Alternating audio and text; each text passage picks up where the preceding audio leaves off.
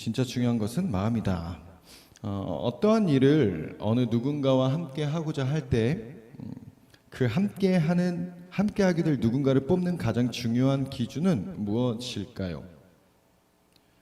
물론 사람마다 생각의 차이가 있을 수 있겠지만 저는 개인적으로 나와 갈등이 최대한 없는 사람, 즉 내가 원하는 방향대로 함께 가줄 수 있는 사람을 기준으로, 이 사람이 과연 그런 사람일 것인가 하는 기준으로 그 사람을 선택하게 된다는 거죠.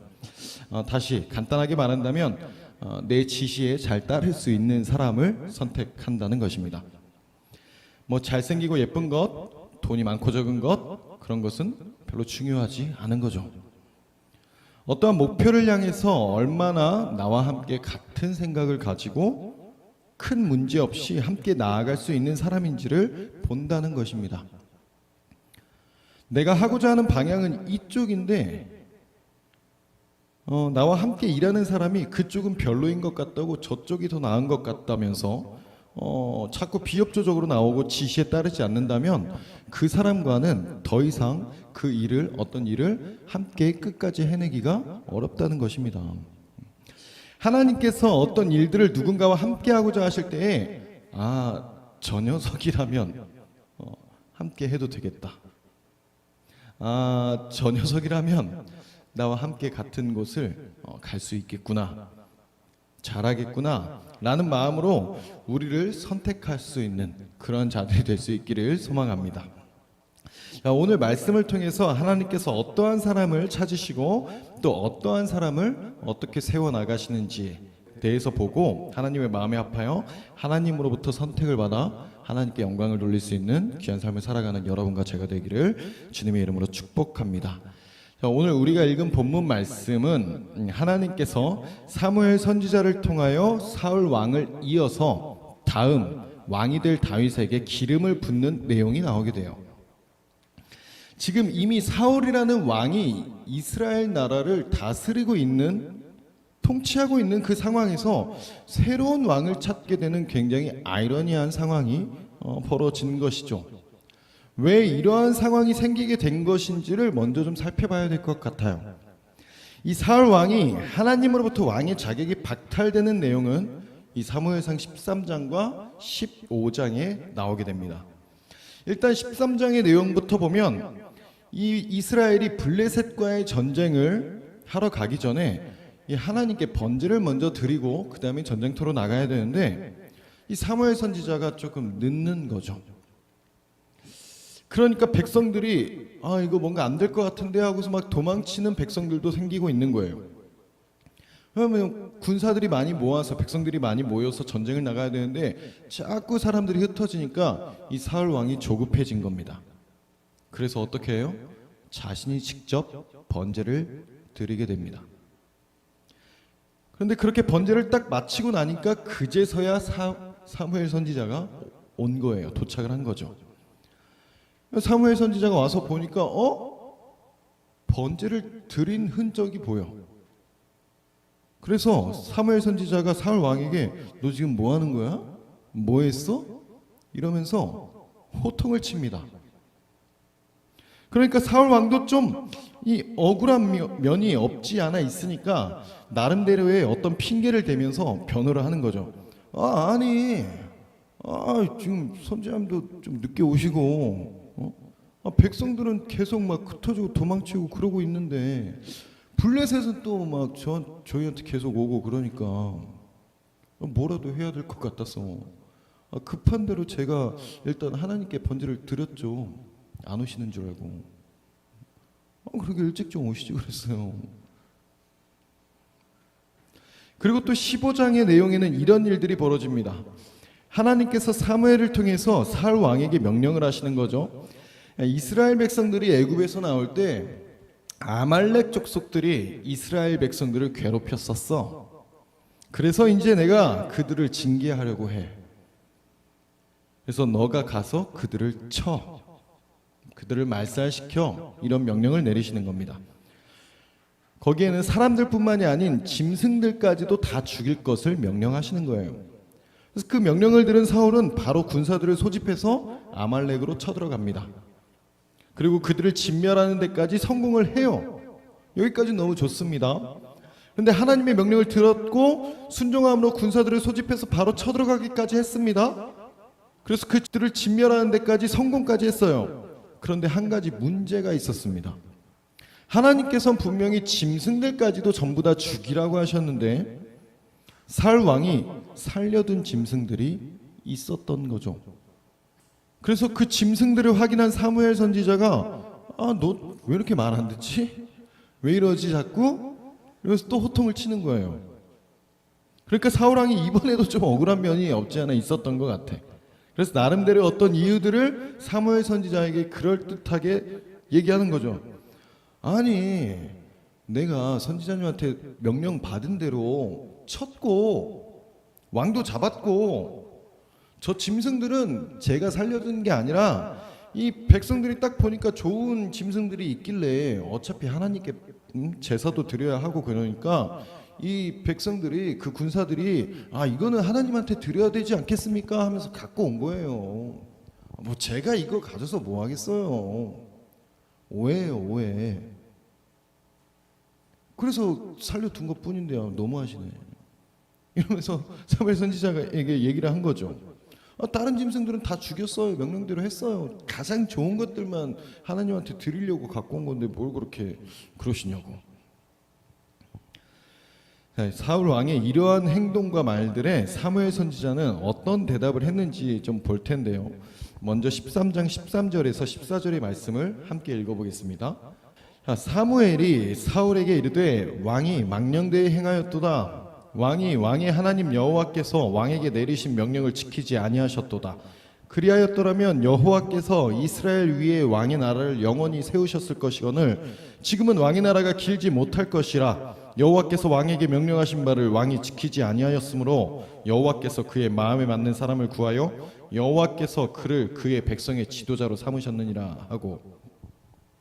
자, 무슨 말입니까? 야, 너 그거 잘못한 거야. 너 하나님의 명령을 지키지 않은 거야. 너가 만약에 하나님의 명령을 지켰다면 하나님께서 너의 나라를 영원히 세우셨을 거야. 그런데 네가 그렇게 하지 못했기 때문에 너의 나라는 오래가지 못할 거야.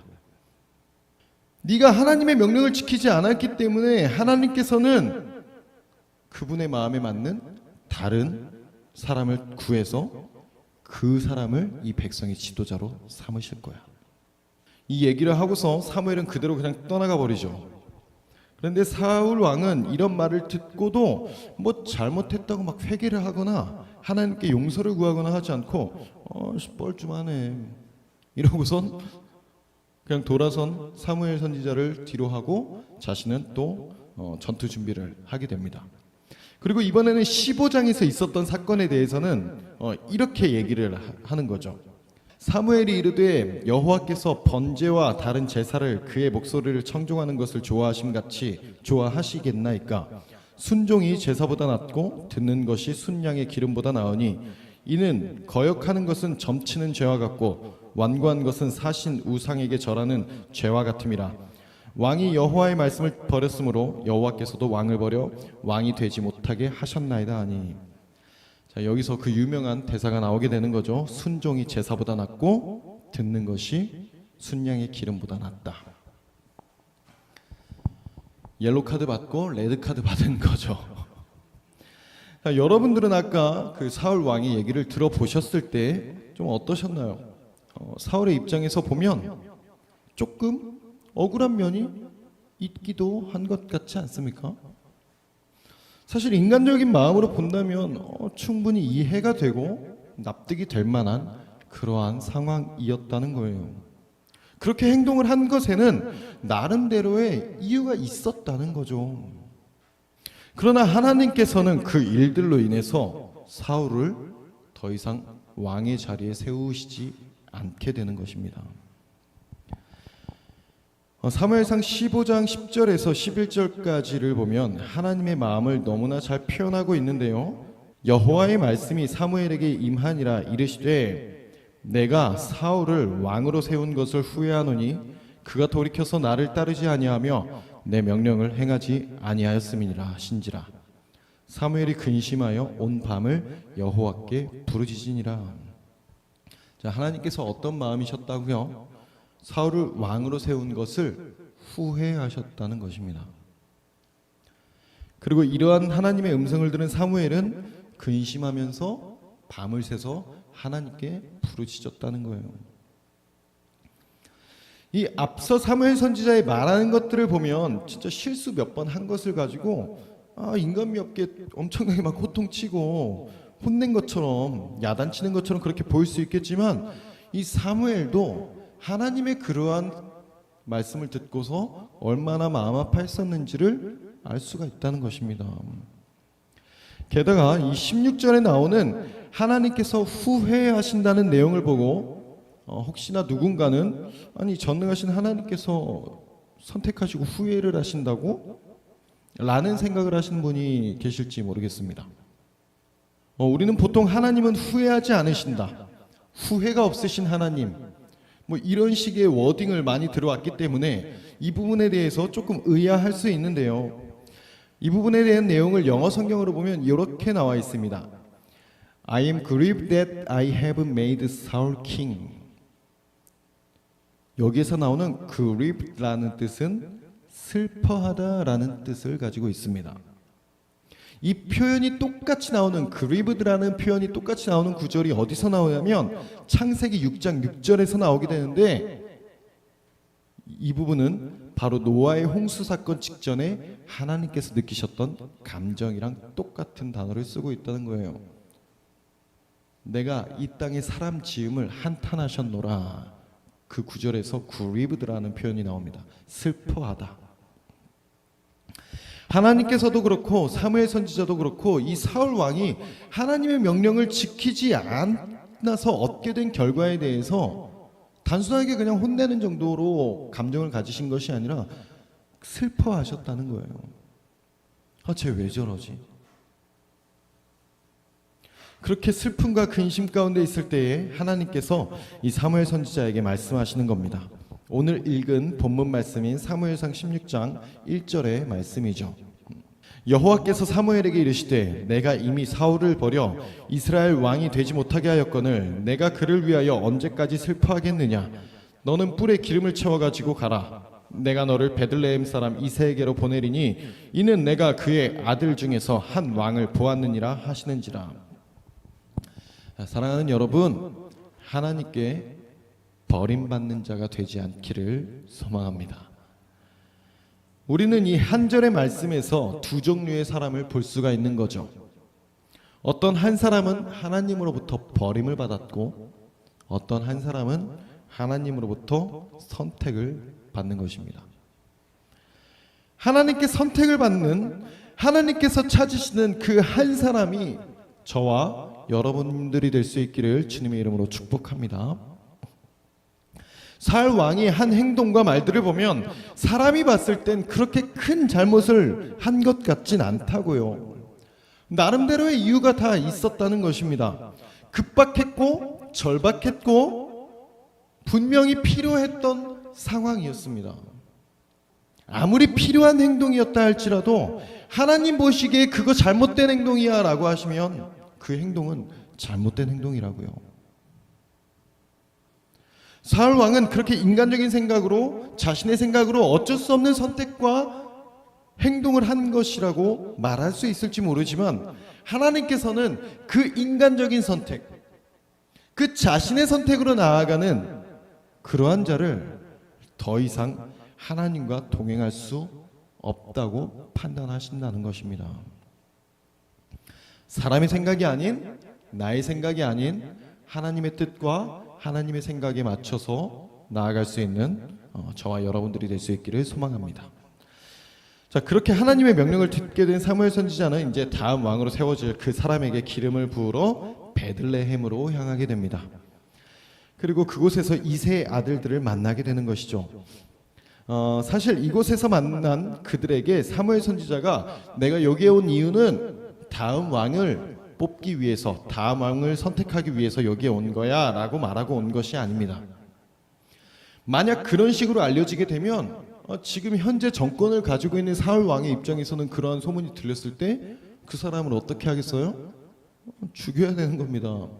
내가 지금 왕인데 다른 사람을 왕으로 세운다고 하면은 당연히 그 사람을 죽일 수밖에 없는 거죠. 그래서 그냥 이 사무엘 선지자는 그곳에 가서 하나님께 제사 드리러 여기에 온 거야. 그래서 너희들도 나와 함께 하나님께 제사를 드리자. 그리고 여기 이새라는 사람이 있지, 그 사람들 좀 초청해서 그 가족들하고 같이 우리 함께 제사를 좀 드리자 하면서 그들을 초청한 것입니다. 그렇게 초대받은 그들과 그곳 장로들과 함께 이제 제사를 드리는 자리에 가게 된 거죠. 그 초청을 받은 이새와 이새의 아들들이 이 사무엘 선지자 앞에 서게 되는데, 우리도 보통 부모님들과 함께 어딘가에 가게 되면 누군가들에게 부모님들이 이 자녀들을 소개할 때 가장 먼저 소개하는 사람이 누구예요? 장남이죠. 첫째. 첫째부터 막내까지 쭈르륵 소개를 하는 겁니다. 얘가 첫째 하람이고요, 얘가 둘째 하음이, 얘가 우리 막둥이 하나, 이런 식으로 설명을 한다고요. 얘가 우리 막둥이 하나고요, 얘가 하음이고, 얘가 이렇게 가지 않습니다. 첫째부터 흘러가는 겁니다. 그래서 마찬가지로 이새도 첫째부터 사무엘 선지자에게 자신의 아들들을 쭉 보여주는 거예요. 6절 말씀을 보면 이렇게 나와 있죠. 그들이 오매 사무엘이 엘리압을 보고 마음에 이르기를 여호와의 기름 부으실 자가 과연 주님 앞에 있도다 하였더니, 이새가 이제 사무엘에게, 그 자리는 이제 제사를 드리는 편한 자리입니다. 제사를 드리기 위해서 모인, 어떤 식사를 하면서 모이는 그 자리에서 사무엘 선지자를 보게 되니까, 선지자님 오셨어요. 여기가 저희 첫째 아들, 여기가 저희 둘째 아들, 이러면서 소개를 하는 거예요. 그래서 첫째 아들을 딱 이제 소개를 했죠. 얘가 저희 엘리압, 저희 첫째 아들입니다. 첫째 아들. 그렇게 딱 하니까 사무엘 선지자가 보자마자 지금 무슨 생각이 들었어요? 여호와의 기름 부으실 자가 과연 주님 앞에 있도다. 이 표현 보세요. 과연 주님 앞에 있도다. 이 구절을 다른 버전의 성경으로 보면 이런 식으로 나와 있거든요. 주님께서 기름 부어 세우시려는 사람이 정말 주님 앞에 나왔었구나. 또 다른 번역본에서는 이 사람이야말로 과연 여호와께서 택하신 자로구나. 이 사무엘이 이런 마음이 들었다고. 그냥 첫눈에 보자마자 왕이 될 상을 보게 된 거죠. 이 예전에 관상이라는 영화에서 이정재 배우가 등장하는 그 씬이 너무 멋있게 나와가지고 그 짤이 참 많이 돌아다니게 되었는데, 그 영화에서 이정재의 그 유명한 대사가 있죠. 내가 왕이 될 상인가? 정말 그대로 사무엘 선지자가 이 엘리야를 보자마자 왕이 될 상이다. 와, 누가 봐도 왕이다 저건, 하면서 감탄을 했다는 것입니다. 진짜 왕으로 세워도 손색이 없다. 처음 보자마자 그런 생각을 하게 될 정도의 모습이었다면 아마도 굉장히 키도 크고 얼굴도 잘생기고 풍채도 좋고 이목구비가 뚜렷한 그런 얼굴이지 않았을까 하는 생각을 할 수밖에 없는 거죠. 사무엘 선지자가 얘구나, 얘. 하나님이 얘 왕으로 세우시려고 날 보내신 거구나, 이렇게 감탄하고 있을 때에 하나님께서 바로 사무엘 선지자에게 이렇게 말씀하시는 거죠. 7절 말씀을 한번 봅니다. 7절 말씀에 보면 이렇게 나와 있어요. 여호와께서 사무엘에게 이르시되 그의 용모와 키를 보지 말라. 내가 이미 그를 버렸노라. 내가 보는 것은 사람과 같지 아니하니 사람은 외모를 보거니와 나 여호와는 중심을 보느니라. 자, 우리가 너무도 잘 알고 있는 이 명대사가 바로 이 구절에서 나오는 겁니다. 내가 보는 것은 사람과 같지 아니하니 사람은 외모를 보거니와 나 여호와는 중심을 보느니라. 이 하나님의 이 말씀이 우리에게 얼마나 위안이 되는 말씀입니까? 외모를 보지 않으신다는 거죠. 하나님께서 만약에 외모를 보셨다면 우리는 신앙생활하기가 너무 힘들었을 것입니다. 여기서 누가 그렇게 자신 있게 하나님 앞에 나올 수 있는 외모를 갖는다는 것이 참 힘들었을 텐데, 다행히 하나님께서는 우리에게 너무나 큰 용기와 희망을 주시는 거죠. 나 여호와는 외모를 보지 않는다. 사람은 외모를 보거니와, 하나님께서도 아시는 거예요. 사람들은 외모를 본다는 것을 이미 알고 계신다는 겁니다. 요즘 뭐 SNS나 인터넷 같은 것들을 보다 보면 외모지상주의되니 뭐니 하면서 막 사람들이 외모에만 치중돼가지고 어쩌고 저쩌고 이 세상이 막 썩었다 막 이런 얘기들을 하는 것을 볼 수가 있는데, 그거는 뭐 이 시대 지금 2020년대에만 있었던 얘기가 아니라는 거예요. 이미 몇천 년 전부터 사람들은 외모를 봐왔습니다. 심지어 그 당시에도 키도 봤다는 것을 알 수가 있어요. 그의 용모와 키를 보지 말라. 그 당시에 사람들도 키를 보고 외모를 봤다는 겁니다. 사람들이 누군가를 볼 때 외적인 부분들로 상당히 중요하게 여긴다는 것을 알 수 있다는 거죠.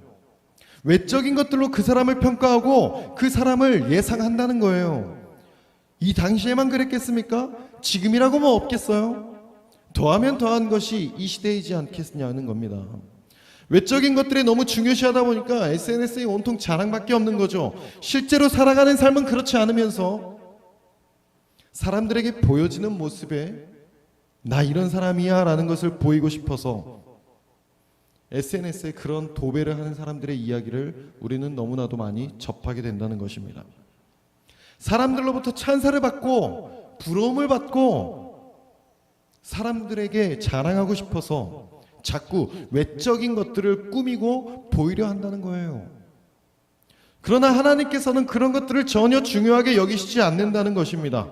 용모와 키를 볼 필요가 없다는 거예요. 하나님께 버림받으면 아무 소용이 없는 것인데 그게 무슨 소용이냐는 것입니다. 하나님께서는 우리의 중심을 보신다고 말씀하셨습니다.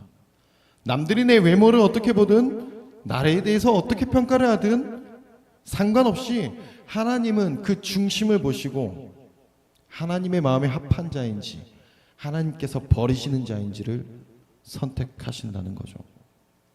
이어서 10절의 말씀을 봅니다. 10절과 11절의 말씀을 보면 이렇게 나와 있죠.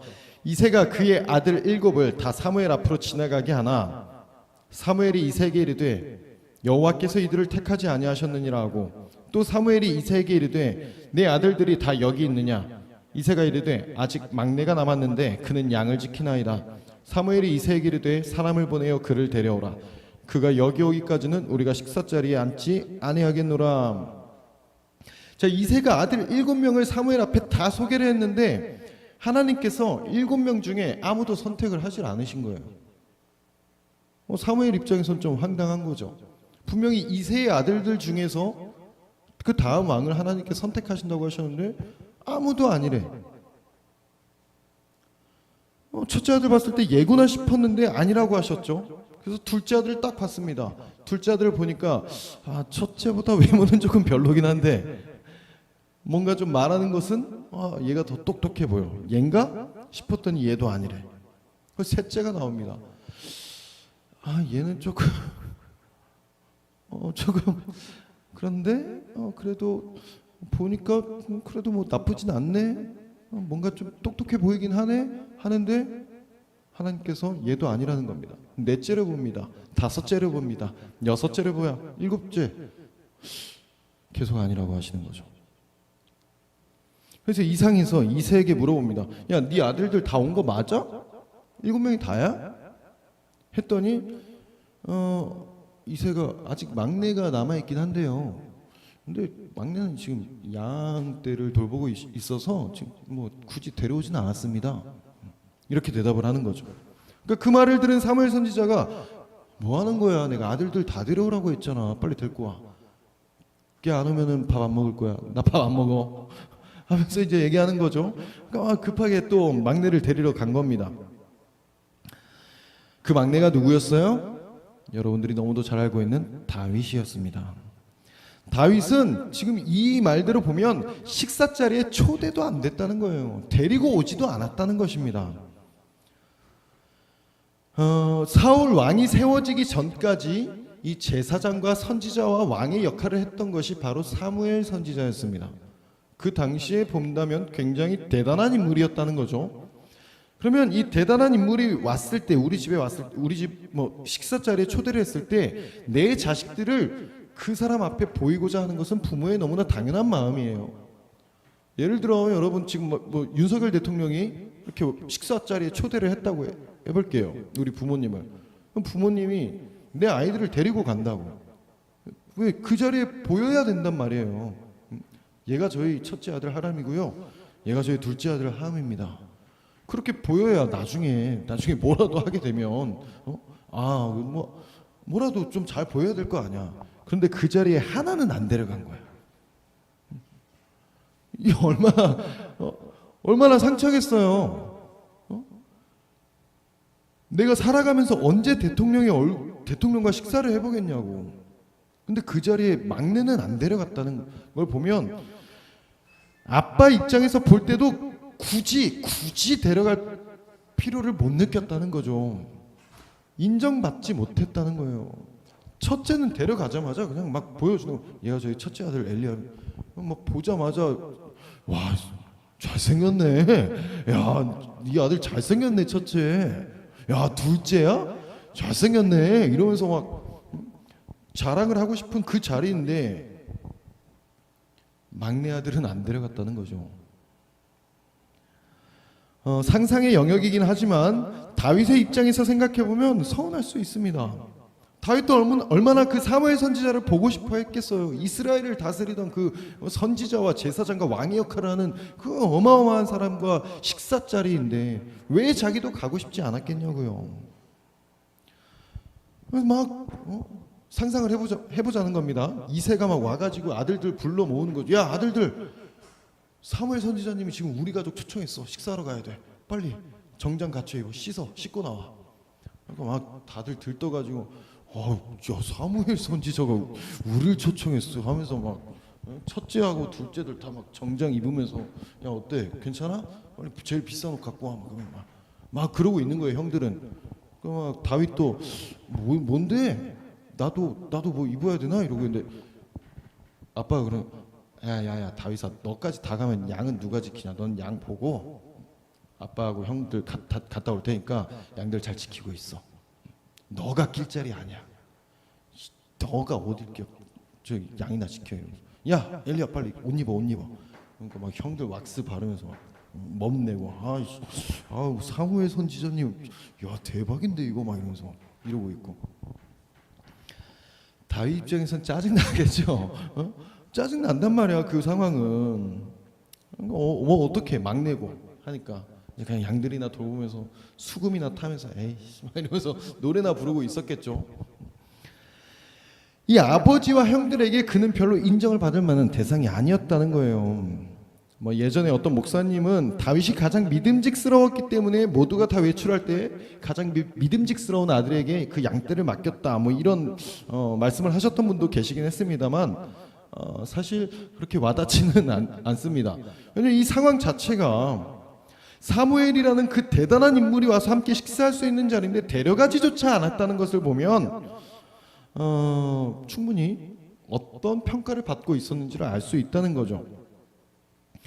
아무튼 그렇게 다윗은 이새의 집안에서 형들에 비해서 그렇게 뭐 뛰어나거나 대단한 존재로 인정받지는 않았다는 것을 좀 유추해 볼 수 있는 것 같아요. 그런데 지금 사무엘 선지자는 그런 다윗을 찾고 있다는 것입니다. 이새를 비롯해서 형들도 꽤나 당황했을지도 모르겠죠. 다윗이 낄 자리가 아닌데 사무엘 선지자가 다윗을 찾고 있으니 상상을 해보세요. 형제만 8명입니다. 그렇다는 것은 아무리 연년생으로 태어났다고 해도 첫째하고 막내하고의 나이 차이가 최소 8살 이상 차이가 난다는 거고, 그 중에서는 누나들도 있을 것을 생각해 보면 최소한 10살 이상은 차이가 난다고요. 첫째가 뭐 25살이라고 한다면 다윗은 몇 살이에요? 한 15살 정도 되는 겁니다. 25살 대학교 3학년과 15살 중학교 2학년의 그 수준 차이를 생각해 본다면 충분히 그 부모님들과 그 형들 입장에선 다윗은 아직 뭐 인정하거나 평가할 만한 대상은 아니었다는 거가 충분히 이해가 되는 거죠. 대학교 3학년하고 중학교 2학년하고 비교가 되겠냐고 이게. 애초에 안 데려간 거야. 형들보다 뭐 더 잘났다고 내보일 만한, 형제들 사이에서 뭐 인정받을 만한 것들이 별로 있지가 않은 거죠. 잘한다고 해봐야 수금 좀 잘 타는 거, 잘한다고 해봐야 기타 좀 잘 치는 정도, 그 정도였던 거죠. 그렇게 다윗이 오게 됩니다. 12절과 13절을 함께 읽어볼까요? 시작. 이에 사람을 보내어 그를 데려오매 그의 빛이 붉고 눈이 빼어나고 얼굴이 아름답더라. 여호와께서 이르시되 이가 그니 일어나 기름을 부으라 하시는지라. 사무엘이 기름 뿔병을 가져다가 그의 형제 중에서 그에게 부었더니 이날 이후로 다윗이 여호와의 영에게 크게 감동되니라. 사무엘이 떠나서 라마로 가니라. 자, 다윗이 사무엘 선지자의 앞에 딱 도착하니까 하나님께서 얘야 그에게 기름을 부어 라고 하시는 거죠. 하나님이 찾으시던 그 한 사람이 바로 다윗이었던 겁니다. 그렇게 다윗은 그의 아버지와 형제들 그리고 많은 장로들이 있는 가운데서 차기 왕으로 인정받게 되는 그 기름 부음을 받게 되는 것입니다. 그리고 그날 이후로 다윗은 하나님께서 함께 하시는 자가 되었다고, 그러한 역사가 나타났다고 말씀하고 있는 거죠.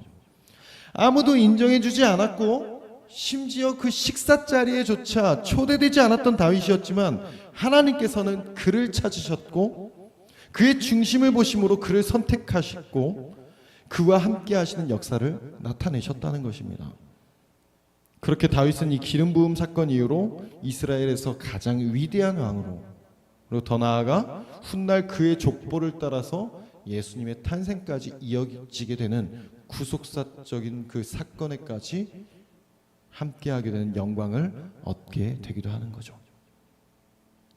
오늘 우리는 말씀을 통해서 누군가는 하나님으로부터 버림받게 되고 누군가는 하나님으로부터 선택을 받게 되는 것을 볼 수 있었습니다. 한 사람은 사람들로부터 인정을 받았지만 하나님께로부터는 인정을 받지 못했고, 또 다른 한 사람은 사람들에게는 인정을 받지 못했지만 하나님께로는 인정을 받게 되는 모습을 볼 수가 있었습니다. 여러분들은 어떤 사람이 되기를 원하십니까? 여러분들은 하나님께 어떤 평가를 받는 사람이 되고 싶으신가요? 세상은 계속해서 화려한 것들을 추구하게 만들고 겉으로 보여지는 것들이 전부인 것처럼 속이려 합니다. 잘생기고 예쁘고 좋은 대학교, 좋은 직장, 좋은 집, 좋은 차, 좋은 음식, 좋은 옷 등등 많은 사람들이 부러워할 만하고 많은 사람들이 찬사를 보낼 만한 것들로 우리를 치장하게 만들고 있죠. 마치 그것이 나의 행복이고 그것이 나의 전부인 것처럼, 그렇게 하지 못하면 실패한 인생이고 보잘것없는 삶을 살아가는 것처럼 계속해서 그러한 사상을 주입하고 있습니다. 세상에 얼마나 많은 젊은이들이, 아니 얼마나 많은 사람들이 그런 것들을 이루기 위해서 얼마나 아둥바둥거리면서 살아가고 있냐고요. 그러나 여러분, 우리는 말씀을 통해서 다시금 깨닫기를 원합니다. 하나님께서는 그러한 것들을 보시는 분이 아니시라고 말씀하고 계시는 거죠. 하나님께서는 우리의 중심을 보시는 분이시라고 우리에게 너무나 명확하게 말씀하고 계십니다. 여기서 말하는 중심이 뭘까요? 모든 영어 성경에 보면 이 중심이 있는 단어에 heart를 얘기하고 있습니다.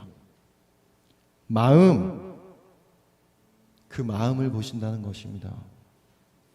내 마음의 중심이 지금 어디를 향하고 있는지, 내 마음의 중심이 지금 어떻게 행하고 있는지를 보신다는 거죠. 겉으로 보여지는 모습이 아닌 그 내면의 모습을 보신다는 것입니다.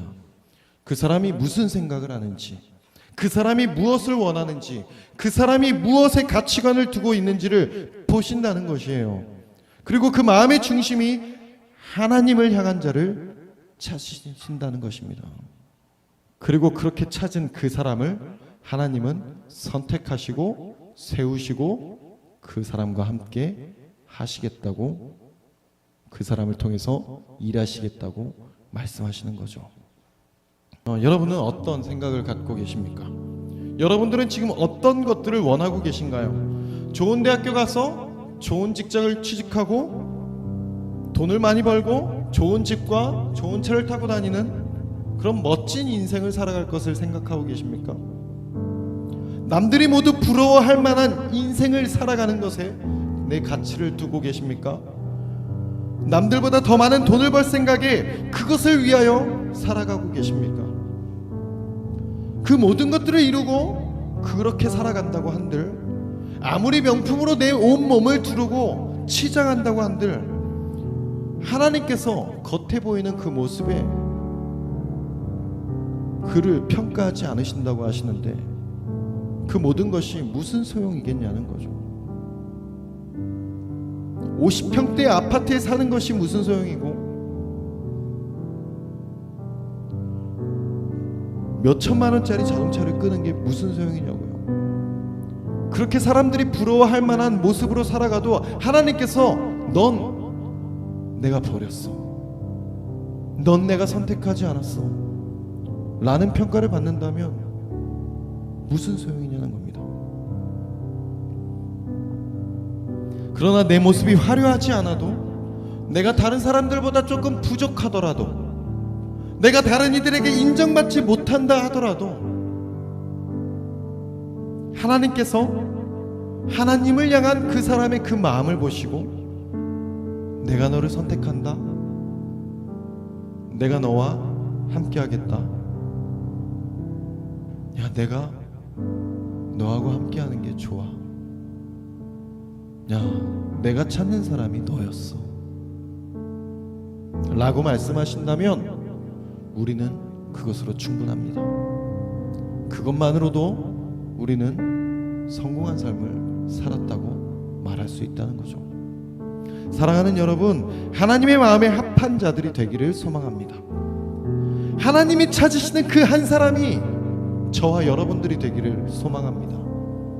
중심을 보시는, 하나님을 향한 열망과 하나님을 향한 비전과 하나님을 향한 사랑과 열정이 가득해서 하나님께서 그 마음을 보시고 그 중심을 보시고 감동하셔서 야, 너 같은 애가 있었구나, 이 세상 속에서 나를 이렇게 사랑하는 너 같은 애가 있었구나,